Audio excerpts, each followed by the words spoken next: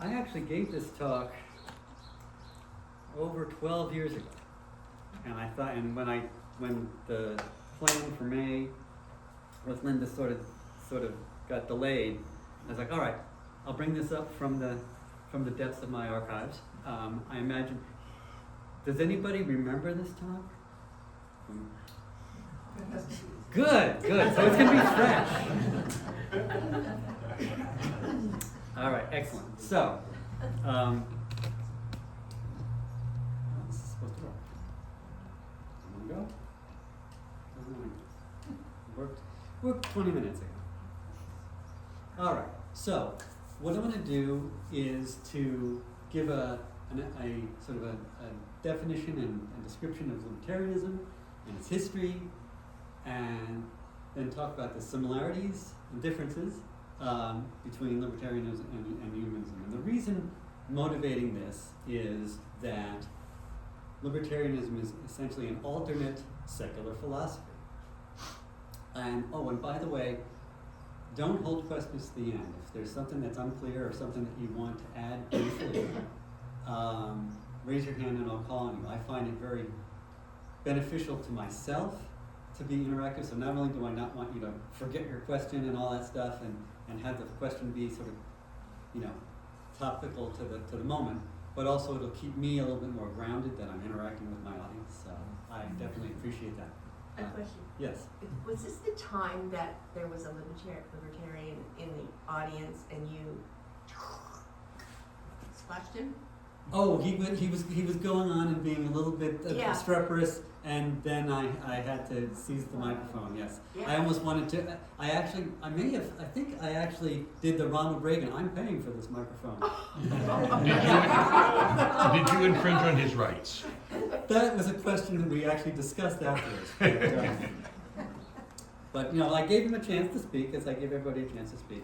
But it's interesting, just as an aside, the number of times that somebody has gotten really, really royally pissed off because they didn't get to speak at the time in the number of times that they wanted to speak in the meeting is like more than I can count on one hand.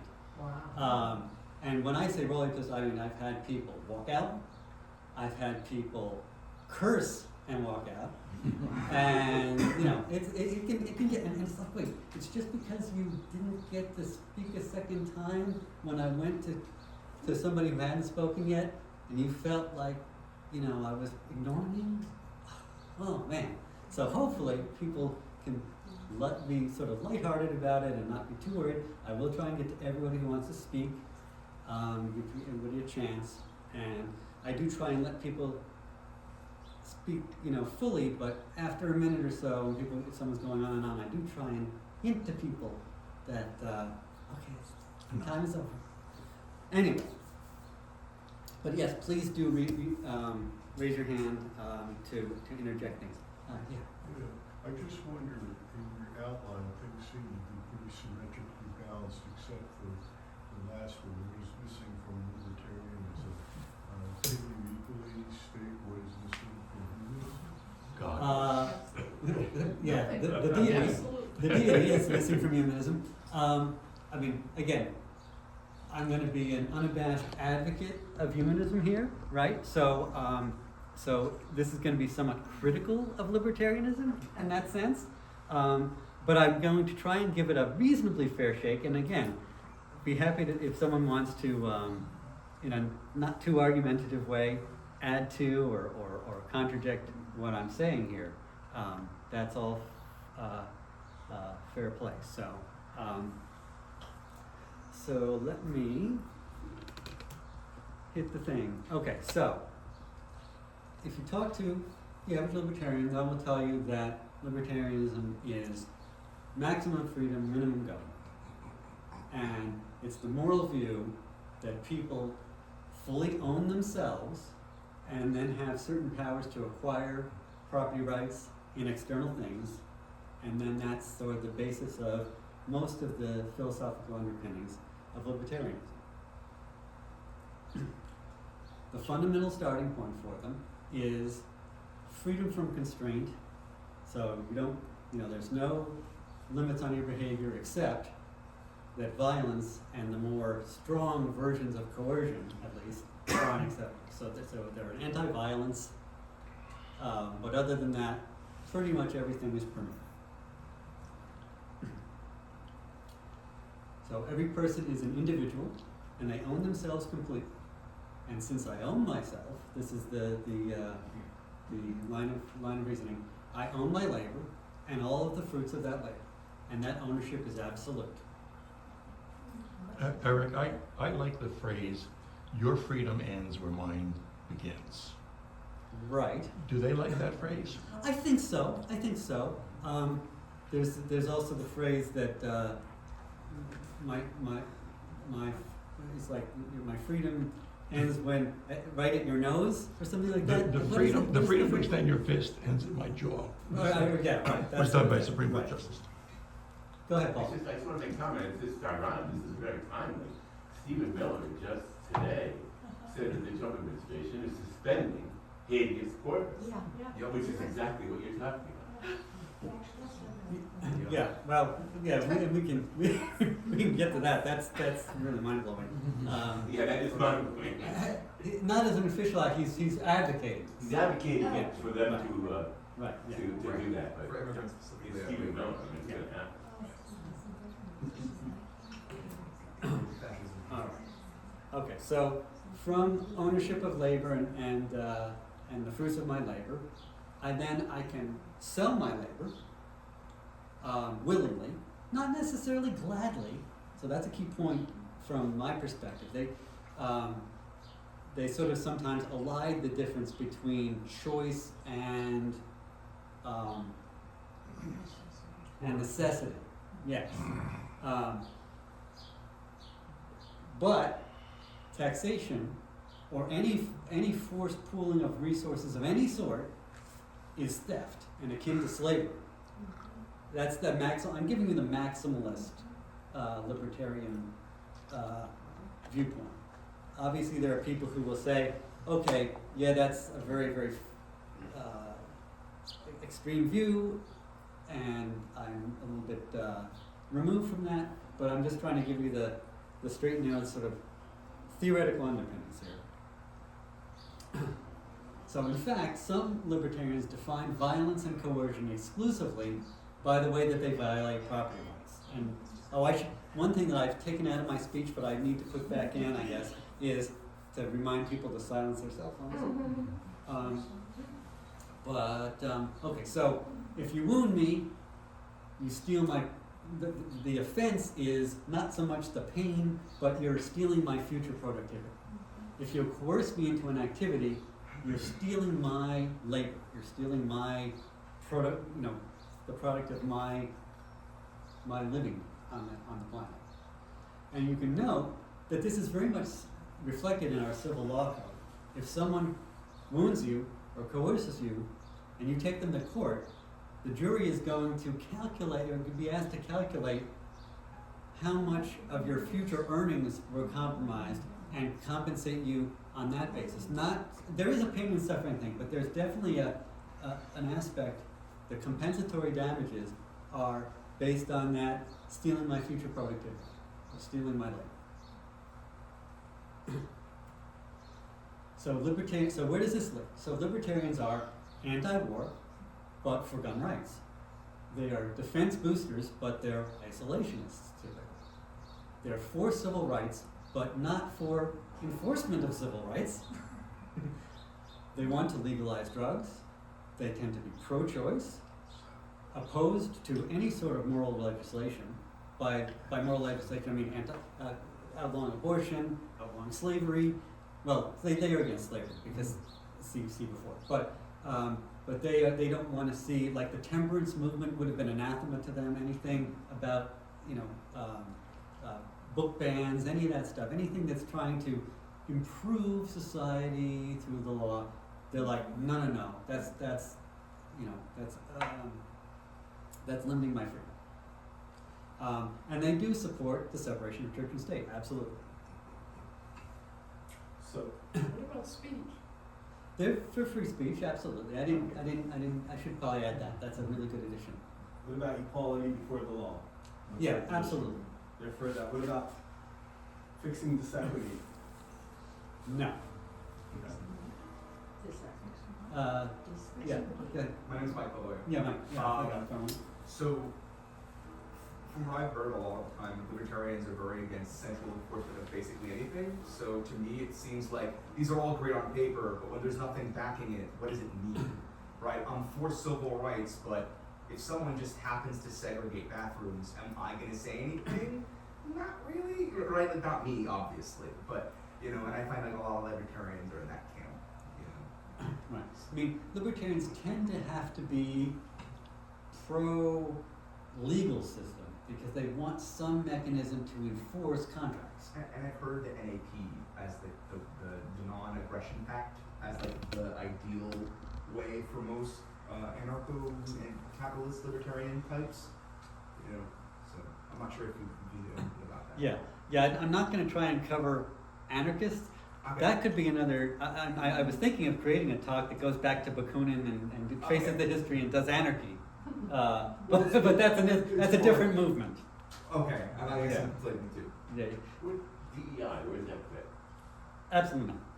It's opposed, wait, it doesn't fit, because they're opposed to moral.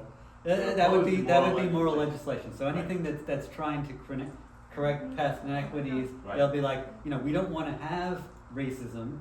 We don't want to have,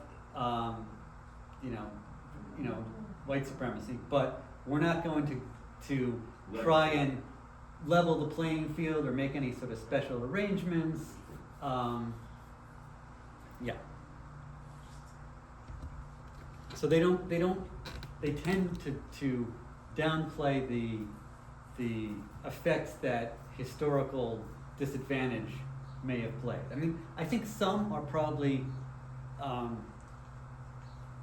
sympathetic, but they're really not sort of constitutionally unwilling to make government policy that would fix these things, because they view it as being real opportunity for all sorts of shenanigans and bureaucracy and problems. Let me take him These first. seem like a lot of points that Thomas Massey brings up. Where do you guys stand with America First? Where do we stand, or where do libertarians stand? The libertarians.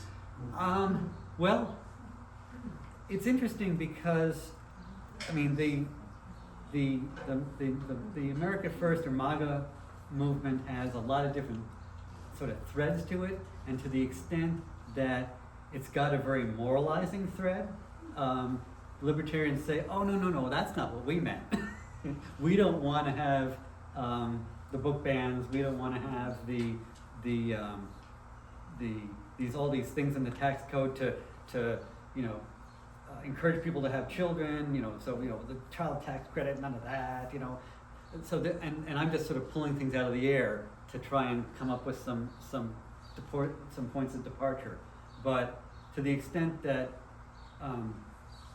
that MAGA has a lot of things they want to impose, besides just reducing taxes.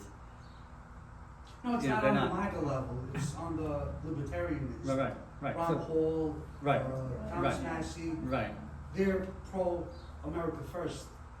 They align with it because there is a less government aspect to it, and they're also okay with the isolationists. And so one of the things that America First is different from the conventional wisdom of the recent past is like the notion of having all these alliances, whether it be NATO or alliances with Japan or Australia or whatever. They're like, no, we shouldn't be doing that. We shouldn't be. Not only should we not be subsidizing these countries, which is the view of America First people. They say, well, we're subsidizing. They're not contributing to their own defense enough. All that sort of stuff. But they also will say, we shouldn't even have permanent ties with these people. We should just be on our own. We should look after our own stuff. We shouldn't, we should listen to George Washington and have no entangling alliances. So they're definitely attuned that way. So there's a lot of overlap. But again, I would say that the America First has aspects that they would also, really be revolted by. But many of them will probably say, this is better than what's gone before. So we're sort of like that direction if we have just a binary choice between past and this. They probably would choose the MAGA view, the America First view. Go ahead, Mike. Yeah, so I think that sorry? Go ahead. I think it's important to differentiate between the philosophical libertarian, right, the more classical view of libertarians, sprouting out of the French Revolution. Yeah, I'm gonna do some history. Oh, okay, and then the modern American Yeah. implementation of the Libertarian Party, Yeah. no seatbelts for anybody kind of thing, right? Right. All right. So, now a lot of hands go up. I was ready to move on, but did you want to say something quickly? Go ahead. Yeah, I was just going to ask whether you accept Ron Paul as kind of representative. I think. Well, Ron Paul is some, and I'll get some. Let me get to some history, and then okay. Go ahead, Beata, and then Alex. Are you going to make a difference between the actual classical? Yeah, let me go. Let me go through. This is like the American Yeah. Yeah. Go ahead. Greenland and Canada, do they see taking over Greenland as defense, or do they see it as offense? Oh, that's something I'd really have to sort of think about. And whatever conclusion I came to might not be that reliable. Okay. That's a really weird case because, you can try and assert that, Donald Trump's claim is that this is necessary for our defense. But my guess is that the average libertarian would be like, whoa, no, that's a bridge too far. Why are we doing this? This is ridiculous. But again, that's my, hot take. Not prepared. Okay. So let me go. All right. So other things. So libertarians are pro-business, anti-regulation, opposed to taxation, but they're big on enforcing contracts, and they are certainly accepting of economic inequality. Okay. I won't say that I don't think that their goal, the goal of the philosophy isn't to achieve economic inequality, but they are okay with that as a result. It doesn't bother them. Typically. And this is how libertarians tend to like to define libertarians. They have this sort of notion that there's two kinds of freedom in the world: what they call personal freedom and economic freedom. So personal freedom would be, I get to choose who I marry, what my career is, where I live, that sort of stuff. I have freedom of movement. Whereas economic freedom is, I can buy and sell whatever I want to buy and sell, even if you don't like that I'm buying and selling this stuff. So if I want to sell sex, fine. If I want to sell guns, fine. If I want to sell, and also I can start a business. I can employ people.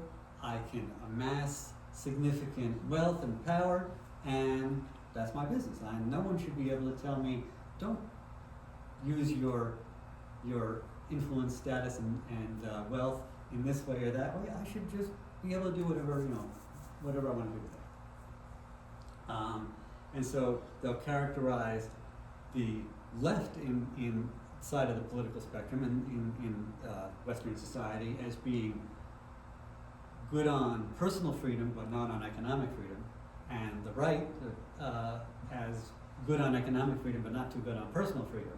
And they say we want both, and so they put themselves at the top of this diagram. So it's a nice what? Status is the opposite. So the opposite would be, dare I say, the Catholic Church, which says we want to control your lives and limit your personal freedom quite a bit. We also want to control your economic freedom. We're not going to let you do X, Y, Z, blah, blah. And religion has tended to frown upon the charging of interest, usury, right? Mm-hmm. So it's very difficult to have the modern capitalist economy without that. So the more traditional, almost medieval society is way down at this tip of the chart. Very little freedom of any sort. Okay. So there are different flavors of libertarianism. You may be familiar with Ayn Rand. She did not like to be called a libertarian. She called herself an objectivist. There are people who are who are focused on free markets like Milton Friedman. There are anarchists like Mikhail Bakunin, and there are libertarian communists like Peter Kropotkin. What? That's an oxymoron. Not according to someone like Kropotkin. So a libertarian communist is basically saying that you should have freedom and a degree of mutual aid, but the mutual aid should all be voluntary. So there should be no coercion of any sort of state or bureaucracy telling you how to share. Everybody should just share out of the kindness of their heart. Now, does that accord with human nature? Probably not, right? But that's the theory, right? I would like to advocate a little bit for Kropotkin. I'm not a libertarian communist by any means, but Kropotkin was an anthropologist, and he, in the early 1900s, so a lot of racism there, but his whole thesis of his book, Mutual Aid, is that human nature is cooperation by default. We are civilized into not being cooperative. Right. So I think that claim is he definitely worth reading. And the people who said that libertarian communism is an oxymoron, I would argue that what Marx would call higher phase communism would be more in line with what Kropotkin was more referring to. And we can talk about that as time allows. All right, so a bit of history. So it all starts with John. Now this is an old joke, but it all starts with John Locke.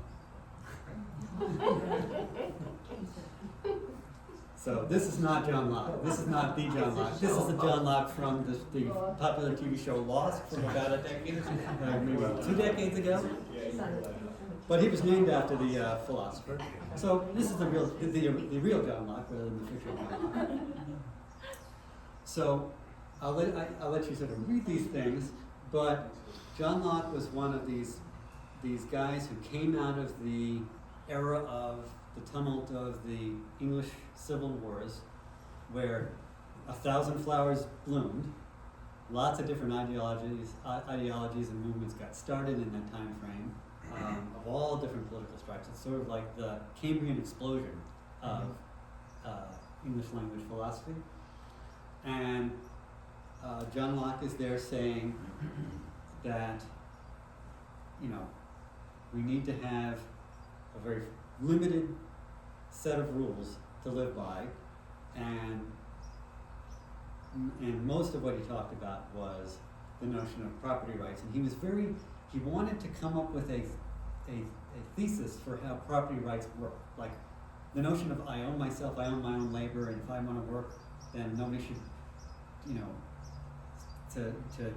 drag me away and make me build the castle, right? Because that did happen in his day. People were, corvée labor to go and build a castle or build a wall or whatever. Military fortifications happened all the time. But he struggled to figure out, okay, how do I own a piece of land, right? And as Lee will tell you, all land ownership starts with conquest, right?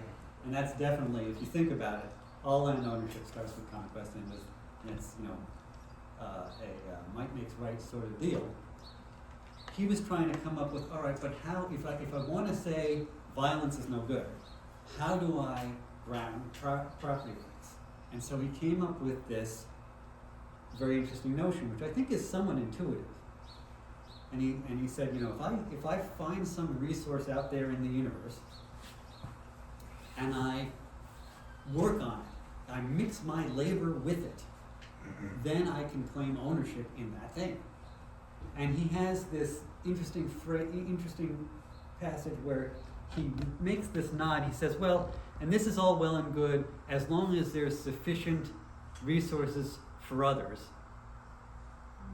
Now there usually isn't, like especially with land ownership, there's a finite amount of land that's good arable land, and so there isn't usually just extra land for people to claim and homestead. So in fact, when the framers of our Constitution were setting up our government, they were very influenced by John Locke, and one of their brainstorms was, heck, North America is his promised land of, there's all this land ready to, unclaimed land. So we will let our citizens go and homestead. So the Homestead Act is a Lockean experiment.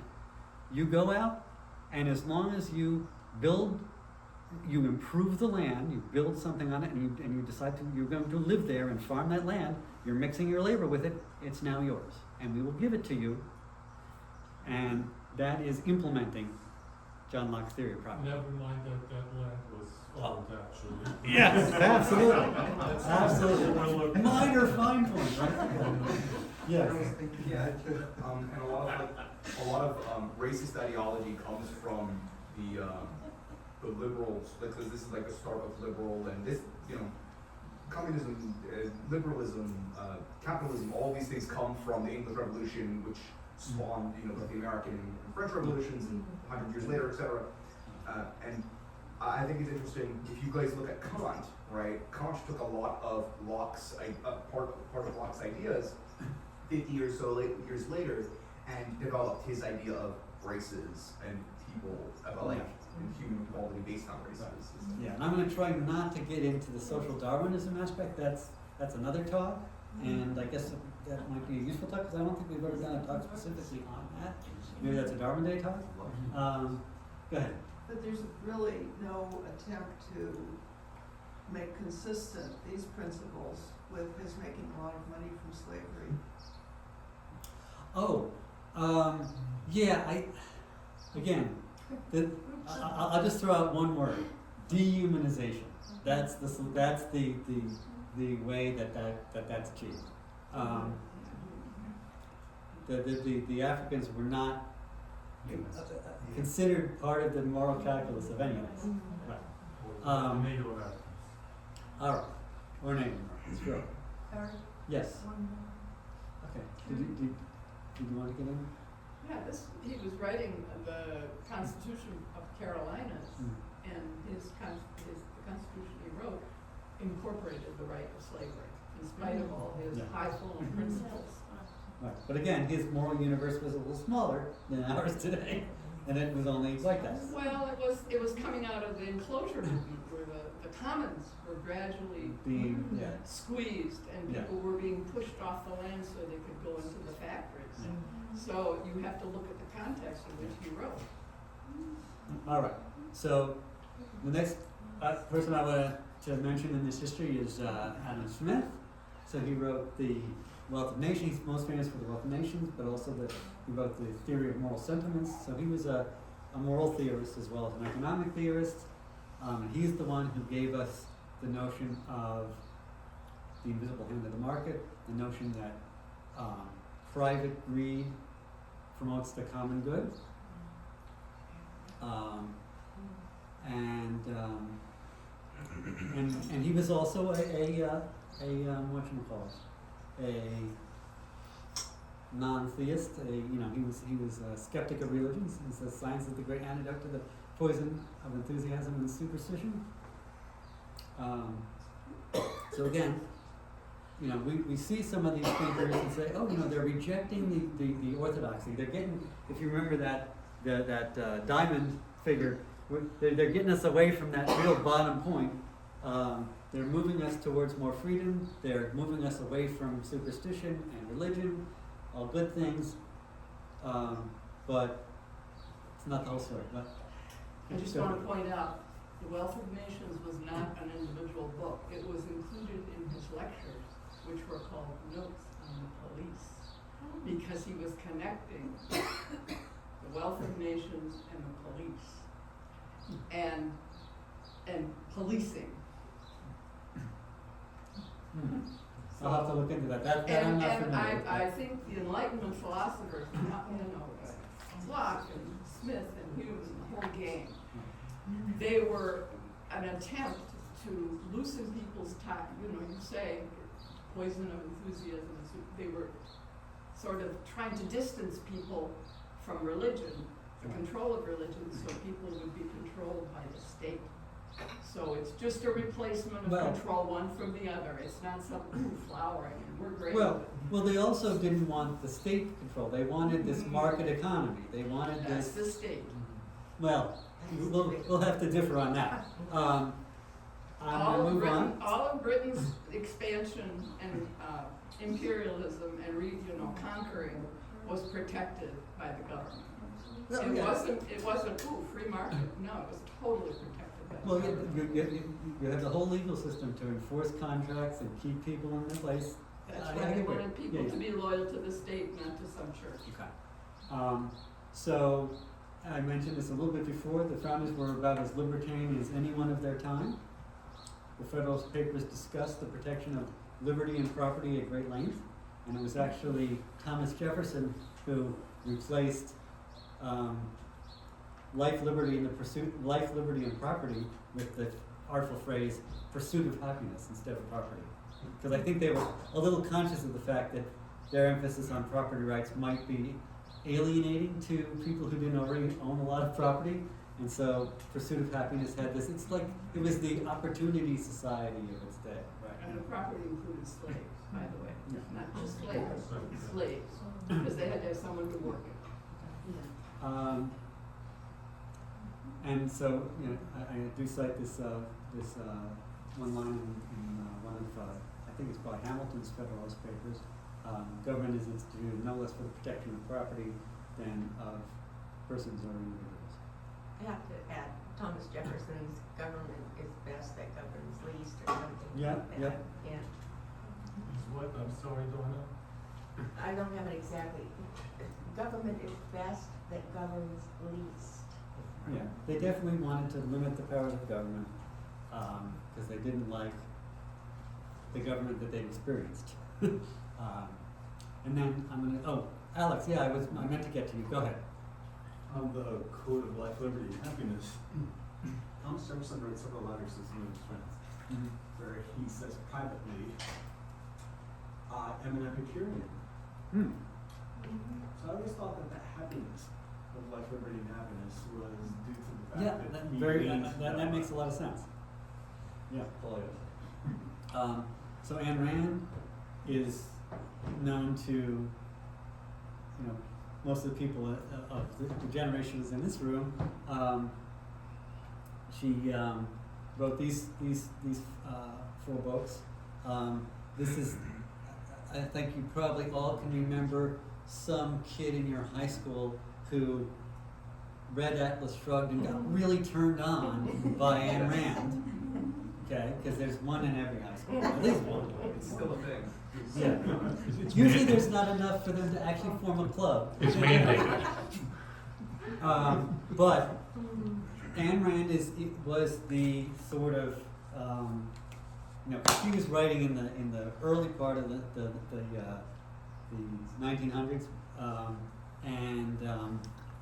so she's sort of like the Rush Limbaugh or the Joe Rogan of her day. She's the attractant. She's the influencer, right? She was the influencer that really shaped the libertarian movement in the early part of the 20th century, and even up till today. I actually had a colleague at work who joined a chat as John Galt, and so I said, "Oh, someone read Atlas Shrugged." I was like, "Whoa, that is off the wall." Just as an aside, you mentioned forming a club. Yeah. Back in the day at Bell Laboratories, there was a club called the Objectivist Right, Club. Bob Stubblefield. Was that? Bob Stubblefield led Yeah. it. Was it a large group? No. I don't know, I was not in it, but. Okay. Well, what's the difference between objectives and that? Well, I'm not a student of Ayn Rand at all, but my sense is that she didn't like to be associated with some of the criticism of libertarianism, and I think she may have chosen the word the moniker objectivism because she thought she was being as objective as possible, as opposed to being subjective, right? But again, I'm not really a student of hers, and I have not read any of those books. I actually found a copy of We the Living. I started to read Anthem, and I got about halfway through it, and then life took me in other directions, and I never got back to it. It is sort of interesting, but Rand Paul is named for her. yes, Rand Paul is named for her. Yep. I don't think that the South African currency is named for her, but the fact that I thought that it might be is instructive. Anyway, so enough about Rand. Oh, and it's Ayn Rand. She does not like Anne. It was Ayn. That's an Einstein. Yeah. Over 40 years ago, I was one of those people who did read Atlas Shrugged, when she was known as Ayn Rand at the time. And I enjoyed the science fiction part of it. That was a lot of fun. And it appealed to me because of self-reliance, right? I always felt that was a very good thing, except you cannot be universally approval of self-reliance if there is no equal opportunity. And Also, we have not come close to it. Also, as a human being, you're not going to be self-reliant for your entire lifespan. Right. Right? As a child, you're not self-reliant. As an older person, you're not self-reliant anymore. So you got to have a little bit more than just that. I was just thinking, where did it go? Oh, another influencer is Robert Heinlein. Since you mentioned science fiction, Robert Heinlein, very famous science fiction author. He wrote, one of his most famous books was The Moon is a Harsh Mistress, and in The Moon is a Harsh Mistress, he outlines a lot of libertarian philosophy, and he sort of structures his lunar society as being very libertarian. So it's another interesting influencer in our society, and there have been others as well, but I should mention more on the economic side. Friedrich Hayek, he's been very influential, particularly on the Grover Norquist crowd. The people who really want to cut taxes, reduce government, very anti-state. So you were talking about replacing religion with the state. He's very, very worried about that, and so he wants to limit the state's role as much as possible. And he's been very influential. If you talk to someone like Newt Gingrich, not that I talked to Newt Gingrich, but he will cite Hayek. Another guy, a little less doctrinaire, a little more mainstream and American, Milton Friedman. He was still alive when I started to learn about this sort of stuff. He wrote Capitalism and Freedom in a book called Free to Choose. Also very influential. He's been a big influencer. He has the famous. He talks about free trade. He's very, very free trade oriented, and he has the classic story of the pencil. He talks about you hold up a humble pencil and say, this pencil, which you can buy for in those days 2 cents. The rubber is from this place, and the knurl is from this place, and the paint is from there, and to get that all together requires a market economy. And so he's been very influential. So I would say he's an exponent of libertarianism, American style. And then on the more theoretical side, if you really want somebody who's really tried to narrow this down, like if you're reading Kant and you want to learn more about libertarian, theoretical philosophy, Robert Nozick is often cited as the primary exponent of that. People all sort of, nod to him. And I won't go too much detail because he is very theoretical, but an interesting guy. And then there's, of course, Ron Paul. We mentioned Ron Paul. He's what most people think of when they think of a libertarian political activist. He was a congressman from Texas for a very long time.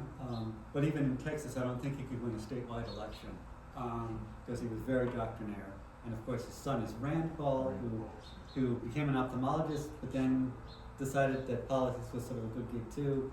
And so he's been senator from Kentucky for a while, named for Ayn Rand. And I still see like Ron Paul bumper stickers, old and new. In fact, just off the cuff, I saw somebody had a fresh looking Reagan Bush 88 bumper sticker on a relatively new vehicle. So somebody was trying to make an interesting statement there. Was it a Tesla? No, I don't remember what kind of car it was. It wasn't the make of the car wasn't that remarkable. Just kidding. But anyway, but he's a pretty good exponent of you know the core libertarian viewpoint. So who becomes a libertarian? In the libertarian formulation, public good arises from private greed. This goes back to Adam Smith. But I ask in my own mind, which is motivating libertarians more? The good part, the good part, or the greed part, right? So is it do-gooders who become convinced that private greed is the best means to do good, or is it selfish people who discover there's a philosophy that justifies their greed and exalts that as the only path to the common welfare? I report, you decide. What do they mean by common welfare if they're not for repairing this equity? Well, so I'll give you just sort of a quick, you know, if you ask someone like Margaret Thatcher, she will say that, you know, the market economy brings us abundance and general welfare better than a communist dictatorship or a Nazi dictatorship or a theocracy or any other sort of forms of government or civilizations of the past. And many people will make the argument, and I think it's a genuine one, a reasonable one, that even the poor in our society live better lives in terms of just the material conditions and the level of safety and security than almost everyone had in the Middle Ages or even in the early 1800s, or the late 1700s at the founding of this country, right? Most people, you know, if you look back 200 years ago, people had no, I mean, a lot of this is technological advance. You know, we have indoor plumbing, we have electricity, and even, you know, the most humble people in this country have a smartphone, have a television set, have a radio. They, and yeah. What about all the people in prison? Oh, I'm giving you the libertarian argument. Okay, I am though sympathetic to this argument that the market economy does provide. Now, you know, I am for a regulated market economy. They are for an unregulated market economy. But even an unregulated market economy does organize people to build things and do things and accomplish things in a way that is less coercive and more freedom bearing than the way things used to be. I mean, before the market economy, the way you built a castle is you forced people out of their homes to go and build that castle. You didn't pay, you know, in the early days, you didn't even pay people. It was just an expectation. You, as a serf, you know, a certain period of the year, you're going to come and work on the castle. Is feudalism even relevant in this discussion? Well, why are we comparing ourselves to feudalism? we have, they do, because John Locke and the birth of the movement was trying to, they were saying, look, we want to get rid of the clergy, we want to get rid of the king, we want to get rid of unearned privilege, we want a meritocracy. How do we structure that? How do we justify it? How do we make that happen? What do we put in place of the king's writ and the bishop's, you know, dictates? This was their answer. I think it's a better answer than what they were fighting against. It's not the best answer, but it was an improvement.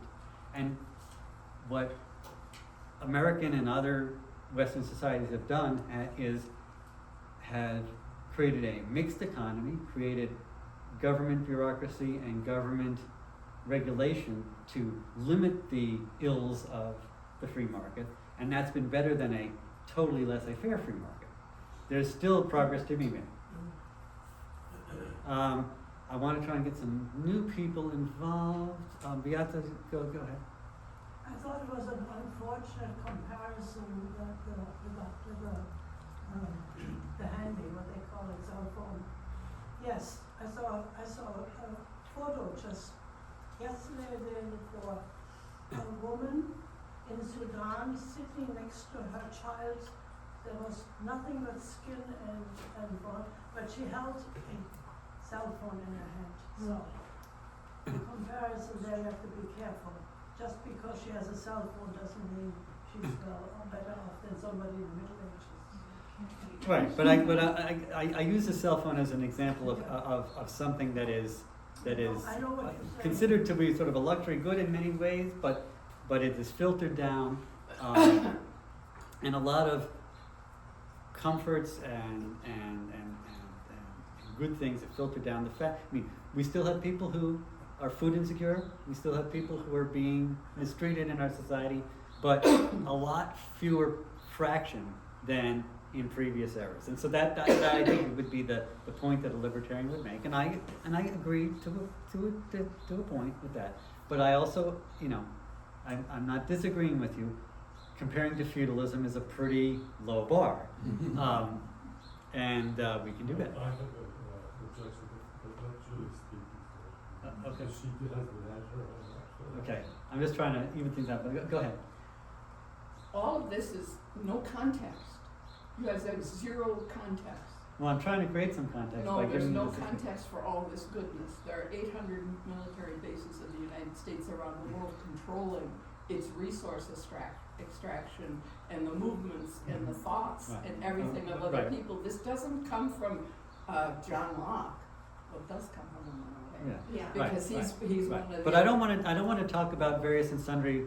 But I mean, political you make it sound like it's sui generis. Oh, the free market is great. We did great things. But what created? What's behind that? What's behind the curtain? Right. And you always have to think of Americans are like very context averse. Maybe you need to do your own talk, because you have an agenda. So, I have an opinion, not an Okay, agenda. so let me It's move fine. on, because she's right, I am trying to give the talk.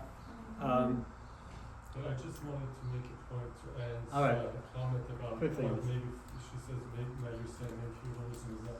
The thing is, in Elon Musk's intention and Charles Koch's intention, that's where we're going. We're going to a feudalist society, and they will be the feudal lords, and everyone else will be the serfs.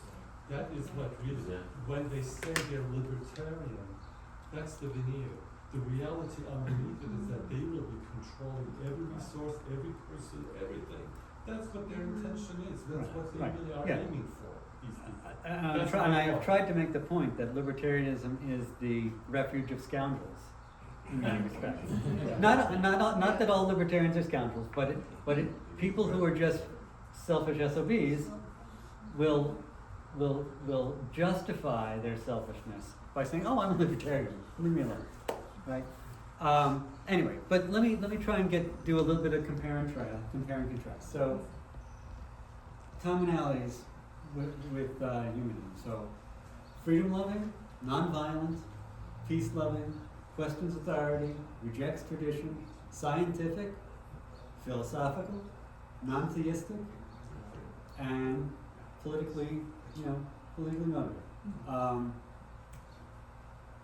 Libertarians and humanism share that rational, human-centered outlook, right? So it's not about angels and demons. It's not about what Jesus wants for you. It's, materialistic philosophy. So we have a lot in common compared to the monarchists, the monarchists, the theocrats, the communists, the fascists, right? And that's why politics plays out in Western societies between the more sort of libertarian viewpoint and the more more liberal, modern day liberal humanist viewpoint. So libertarians fight against oppression, war, restrictive moral codes, and dogma, which we applaud them for. And then I would say the trouble with libertarianism is that it tries to derive all morality from property rights. Okay? It really is a very one-note philosophy. It values individuality and freedom above all else. It ignores inequality. It denies limitations to the effectiveness of markets and voluntary action. Right? So you were talking about Peter Kropotkin and the libertarian communist. The guy was very insightful in seeing mutual aid throughout not only human behavior but also the natural world. So he was like the Charles Darwin of mutual aid, right? Cataloging all of these examples from the natural world of mutual aid. But mutual aid is only part of the story. You also have predation, and you have conflict all throughout the natural world and through human society.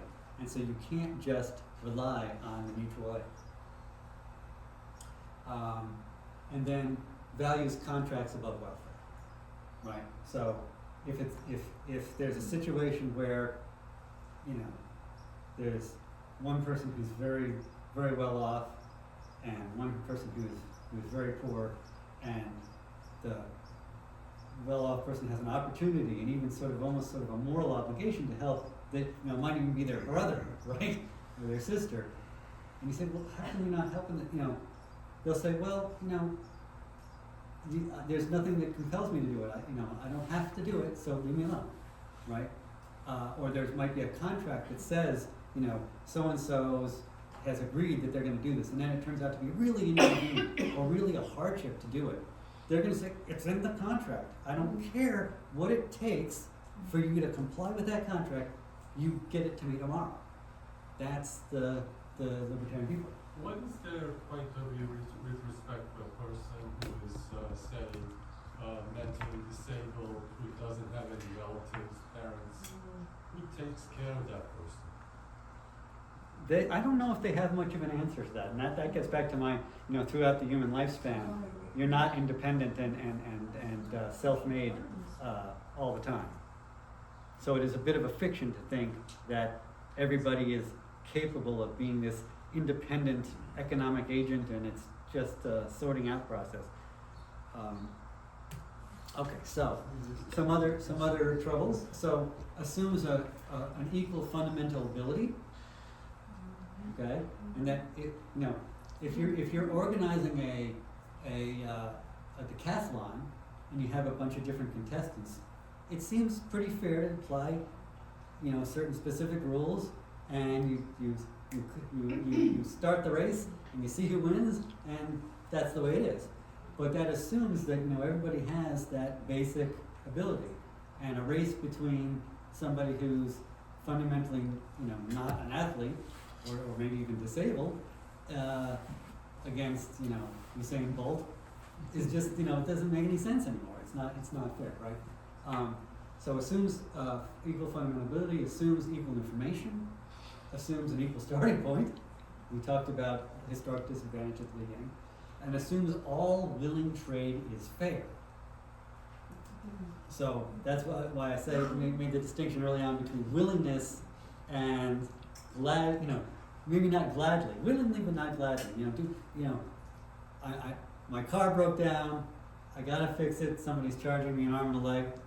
All right, I'm gonna pay it, not gladly, but So was that fair that I'm being gouged? When you say assumes, do they actually state that, or it's just the assumption derived from? I derive those assumptions from the way they talk, from the way they write. They don't like. No, they don't say that. They don't. Bullet points. They don't have those as axioms. Okay. They are unacknowledged. Libertarian is really kind of an updating of Protestant ethic, where you're damned. If you make money and you're prosperous, you're elect. You're going to hell. If you're poor, you're going to heaven. I think the same It's personality. kind of the same. I think the same personality and viewpoint is behind both of them. Very, very. Because obviously, Calvinism was a human product as well. So libertarian theorists are happy with altruism. You can be as generous as you want to be, but it's got to be voluntary. There should be nobody should be soliciting you, much less forcing you to contribute.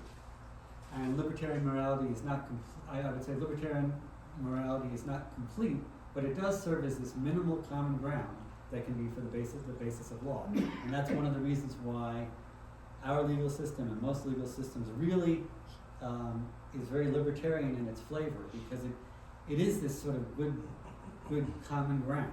I think that the Humanist project is to infuse more of our values into the law, but the law is very libertarian in its outlets today. So the good is freedom from arbitrary constraint, pursuit of happiness, decriminalization of so-called victimless crimes, many virtues of a free market. These are truly good things, and I think humanists largely believe in many of these things, in most of these things too, but they're just a part of what we believe in. So what else do we need? If the libertarian morality is sort of part of humanism, what other principles do we have? And we have a lot of them, right? So some of the missing moral axioms that I think we base our viewpoint on is that all humans deserve respect and access to the means for a decent life, irrespective of what they contribute, irrespective of what their ability is. The powerful owe the powerless a helping hand. The natural world and all its creatures must be well treated and conserved for future generations.